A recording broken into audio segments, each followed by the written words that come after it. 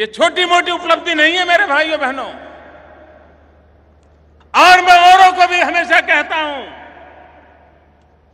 अड़ोस पड़ोस के देशों को भी कहता रहता हूं, जैसे हिंसा के रास्ते पर गए हुए लोगों को भी कभी न कभार बातचीत के रास्ते पर आना पड़ता है, वैसे अड़ोस पड़ोस में भी समस्याओं का समाधान बातचीत से ही निकलता है।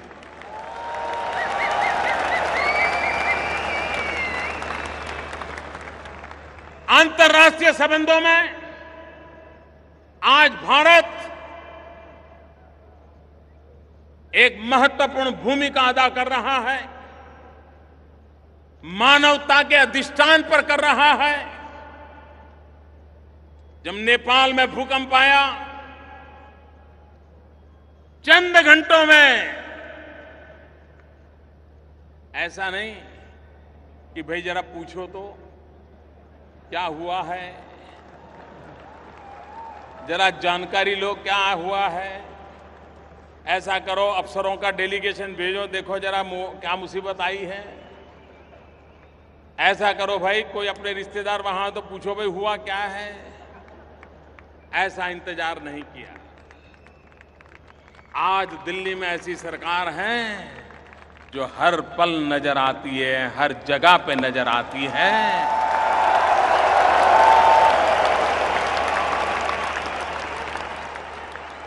और चंद घंटों में भारत से जो भी हो सकता था, ये मानवता का काम था, नेपाल के चरणों में जाकर के हमारे लोग बैठ गए और उनकी सेवा में लग गए, और आज भी सेवा चालू है।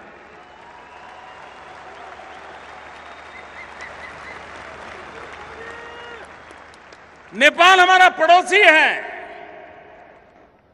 वो दुखी हो और हम सुखी हो, ये कभी संभव नहीं होता। उसके सुख में भी हमारा सुख समा हुआ है। श्रीलंका, आपको हैरानी होगी, जब मैं नेपाल गया प्रधानमंत्री बनने के बाद,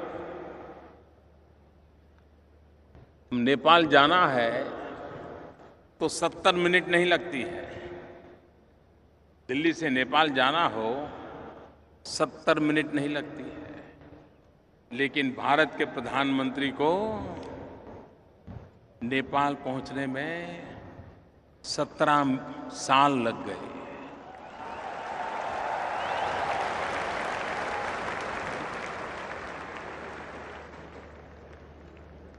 फिर से हम गए, संबंधों को फिर से जोड़ा, अपनापन। आज नेपाल भारत पे भरोसा कर रहा है, भारत नेपाल का सुख दुख का साथी बना है। श्रीलंका, राजीव गांधी जब प्रधानमंत्री थे, उसके बाद कोई प्रधानमंत्री की स्टैंड अलोन विजिट नहीं हुई थी। कितने साल बीते। हमारा पड़ोसी है। आए दिन हमारे तमिलनाडु केरल के मछुआरे और उनके मछुआरे आपस में भिड़ जाते, लेकिन उधर कोई जाता नहीं था। हम गए, इतना ही नहीं, जाफना, जहां 20-20 साल तक बम और बंदूक का ही कारोबार चलता था, उस जाफना में जाकर के उन दुखियारों के आंसू पोंछने का काम करने का सौभाग्य मुझे मिला।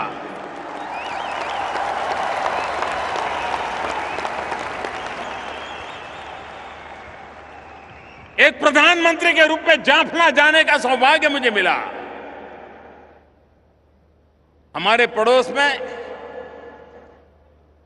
मालदीव, आइलैंड पर बसा हुआ देश, टूरिज्म की दृष्टि से काफी आगे बढ़ा है। अचानक एक दिन उनके यहां पानी के सारे संयंत्र खराब हो गए। पूरे देश के पास पीने का पानी नहीं था। आप कल्पना कर सकते हो, कोई देश के पास पीने का पानी न हो, कितना बड़ा गहरा संकट आया। मालदीव से हमें मैसेज आया कि ऐसी मुसीबत आई है, एक पल का इंतजार नहीं किया भाइयों बहनों, हवाई जहाज से पीने का पानी पहुंचाया मालदीव में। दूसरे दिन स्टीमर से पानी पहुंचाना शुरू कर दिया, और जब तक उनके वो मशीन चालू नहीं हुई, पानी की व्यवस्था दोबारा पुनर्जीवित नहीं हुई, हमने मालदीव को प्यासा नहीं रहने दिया।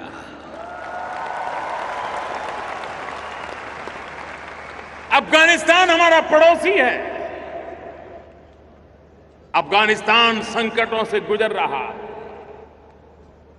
लंबे अरसे से आए दिन वो गांव झेलता चला जा रहा है। हर पल अफगानिस्तान को मरहम लगाने का काम हिंदुस्तान करता आया है। अफगानिस्तान फिर से एक बार खड़ा हो जाए, क्योंकि हम सब बचपन से काबुली वाला से तो बहुत परिचित है। जब काबुली वाले की बात करते हैं तो हमें कितना अपनापन महसूस होता है। भाइयों बहनों, हमारी कोशिश रही है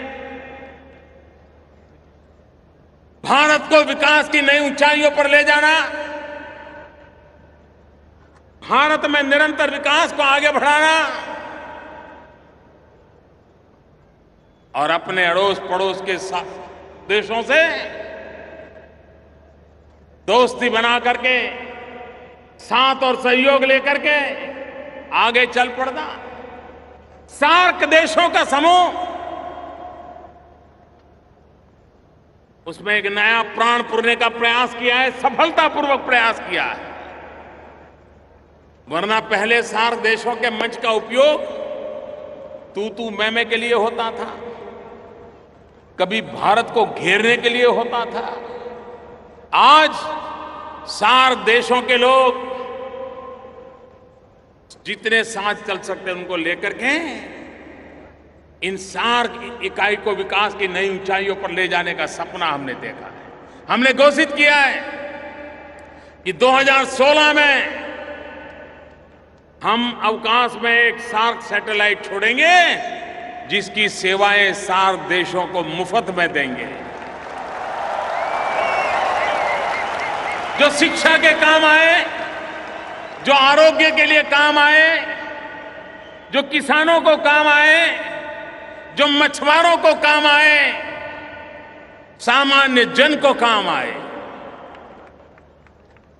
अभी हम बीच में सोच रहे थे कि सार्क देश कनेक्टिविटी के लिए गंभीरता से सोचें, और हम जानते हैं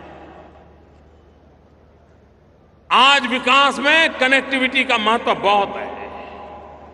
आप समुद्री मार्ग से जुड़िए, या रेल मार्ग से जुड़िए, या रोड मार्ग से जुड़िए, जुड़ना जरूरी है। यूरोप के देशों को ये लाभ मिला हुआ है। एक देश से दूसरे देश चले जाओ, पता तक नहीं चलता देश कब बदल गया। क्या ये सार्क देशों के बीच नहीं हो सकता है? हमने मिलकर के सामूहिक निर्णय करने का प्रयास किया नेपाल में, लेकिन आप जानते हैं कुछ लोगों को जरा तकलीफ होती है।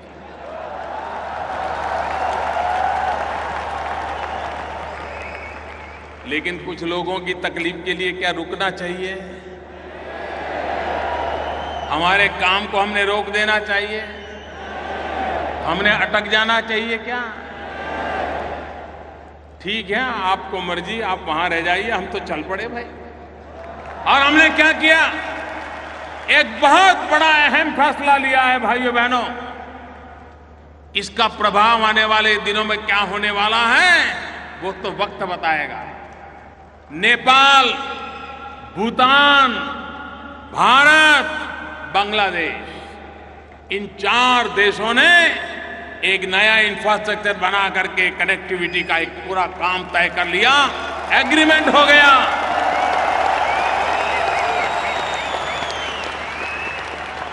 ये आगे चल करके नॉर्थ ईस्ट से जुड़ेगा, वहां से ये म्यांमार से जुड़ेगा, वो इंडोनेशिया, थाईलैंड, पूरब हिंदुस्तान, पूरब के विश्व की तरफ भारत को कनेक्टिविटी की एक ताकत देगा। एक नया भारत का बदला हुआ संबंधों का एक नया विश्व खड़ा हो जाएगा।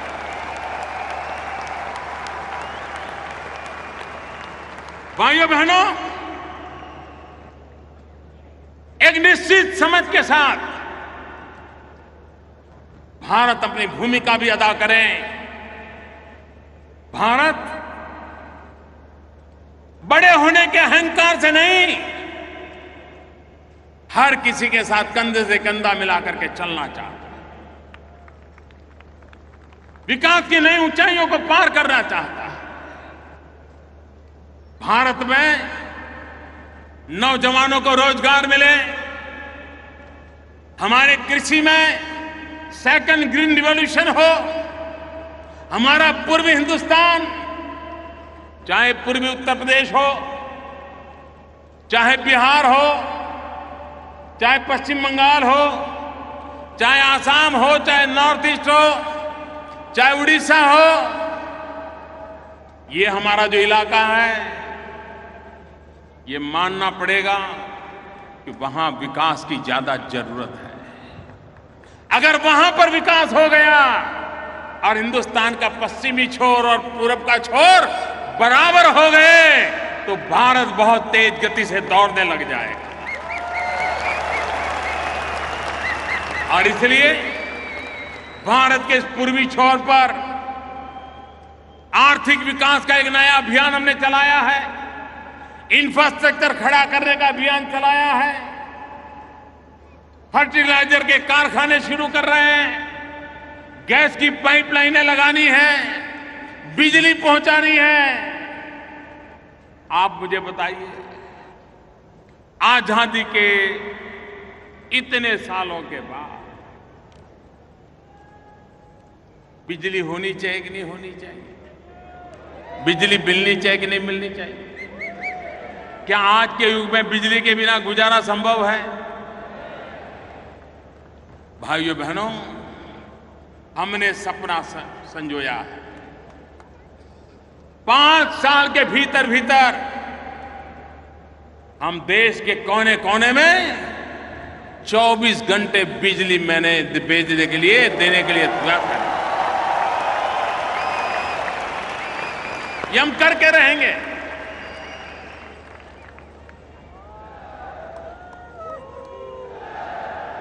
दुबई में रहने वाले मेरे प्यारे भाइयों बहनों, हमने एक महत्वपूर्ण योजना घोषित की है।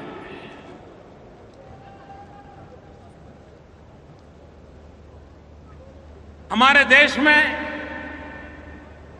लोगों को पहले बैंक अकाउंट नहीं थे, हमने हर हिंदुस्तानी का बैंक अकाउंट खोल दिया। एक काम किया, भारत में हमारे देश के नागरिकों को इंश्योरेंस नहीं है, बीमा नहीं है, उसके परिवार में कोई आपत्ति आ जाए तो पीछे वालों को देखने की कोई व्यवस्था नहीं है। हमने 3 योजनाएं लगाई हैं। एक प्रधानमंत्री बीमा सुरक्षा योजना,